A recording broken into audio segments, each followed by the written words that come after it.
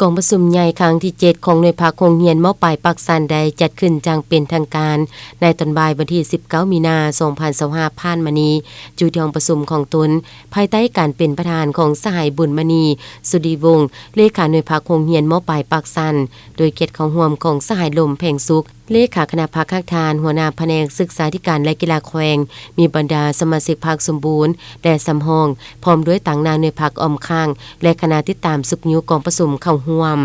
กองประชุมครั้งนี้ได้แต่ราคาคืนการจะตั้งปฏิบัติเวียกงานแต่ละด้านของหน่วยภาคโรงเรียนม.ปลายปักสันจากสหายผู้วงศ์ปรากฏผลต่างนาหน่วยพรรคในระยะ4ปีผ่านมาได้นำพาสินำอย่างถูกต้องและสอดคล้องกับแนวทางนโยบายและกฎระเบียบของพรรคได้ศึกษาพรมให้สมาชิกพรรคกำได้หลักการนำพาของพรรค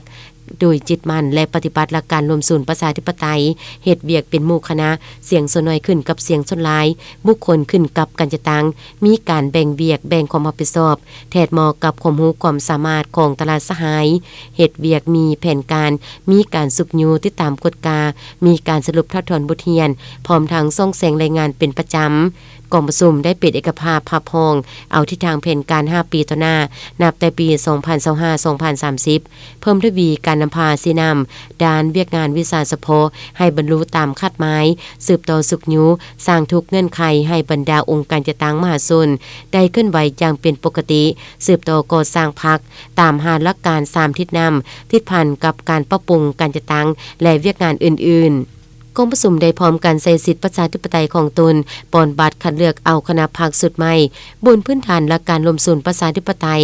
ทางถูกต้องสอดคล้องกับมาตรฐานเงื่อนไขที่ได้กำหนดไว้ซึ่งมีผู้รับสมัครเลือกตั้ง5สหายหญิง2สหายกองประชุมครั้งปฐมฤกษ์ของหน่วยพรรคสมัยที่7ได้เป็นเอกสารเลือกเอาเลขาห้องเลขาและผู้กฎกาหน่วยพรรคโดยเลือกเอาสหายบุญมณีสุริวงศ์เป็นเลขาหน่วยพรรคโรงเรียนม.ปลายปักสันเลือกเอาสหายผู้วงศ์ปรากฏพลเป็นห้องเลขาหน่วยพรรคเลือกเอาสหายนางบุญยกแก้วอาทรเป็นผู้กฎกาหน่วยพรรคกองประชุมได้ฟังการอบรมและติดสินำจากสหายเลขาคณะพรรคข้างทานแผนกศึกษาธิการและกีฬาแขวงซึ่งสหายได้เรียกของมายังคณะพรรคสุดใหม่จงได้เสริมสู่สติและความรับผิดชอบการเมืองของตนให้สูงขึ้นเหตุให้เวียกงานภายในโรงเรียนม.ปลายปักสันมีการหันเปลี่ยนใหม่อย่างต่างหน้าเหตุให้มติกองประชุมใหญ่ครั้งที่7ของหน่วยพรรคได้รับการจัดตั้งผันขยายเข้าสู่เวียกงานตัวจริง